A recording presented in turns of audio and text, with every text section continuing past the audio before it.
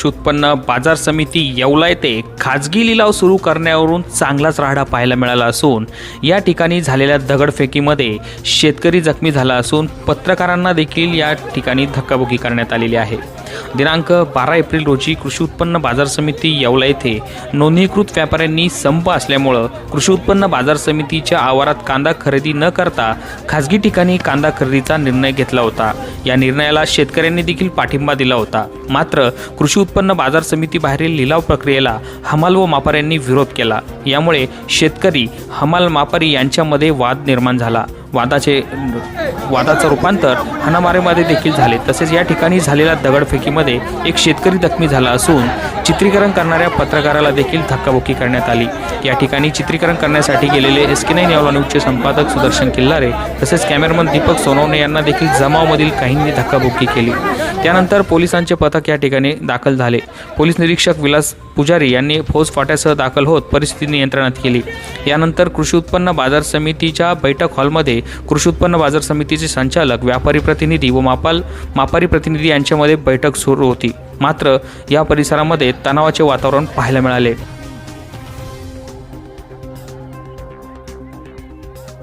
दिवसांपासून बंद असलेली कृषी उत्पन्न बाजार समिती यांना त्या कारणामुळे वादात सापडते आहे। त्याचं कारण असं की लेवीच्या प्रश्नावरून व्यापाऱ्यांनी काही दिवस मार्केट कमिटी बंद ठेवली होती।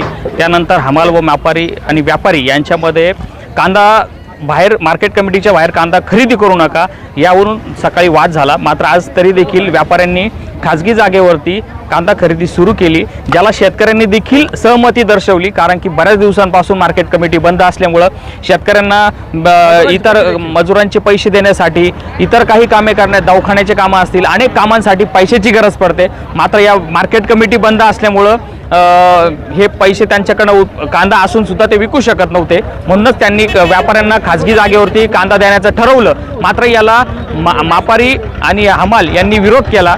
सकाळी हे प्रकरण ताजं झालं असताना हमाल मापारी यांच्यामध्ये वाद सुरू असताना जेव्हा मी स्वतः चित्रीकरणासाठी त्या ठिकाणी गेलो तर हमाल किंवा व्यापारीमधील मला माहीत नाही नेमकी कोण होता तो, त्यांनी आमच्या कॅमेरामॅनची दीपक सोनवणे यांची आणि माझी देखील गच्ची धरण्याचा प्रयत्न केला। इतका उर्मटपणा आणि इतकी गुर्मी यांच्यामध्ये वाढलेली आहे, याच्यावर नक्कीच प्रशासनानं कारवाई करावी। आणि ज्या शेतकऱ्याला आता माझ्या मागे एक शेतकरी आहे, या वाद सुरू असताना शेतकऱ्याच्या या डोक्यावरती मी कॅमेरा विनंती करतो, कॅमेरा दाखव। या ठिकाणी शेतकऱ्याच्या डोक्यात दगड मारण्याचा प्रयत्न देखील या जमावामध्ये झालेला आहे।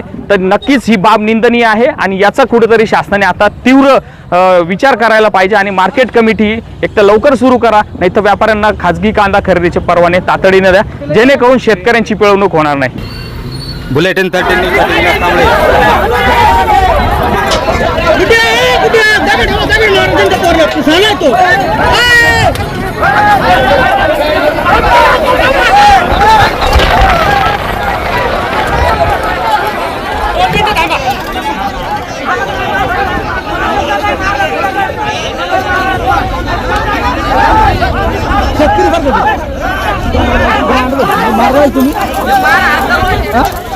शेतकरी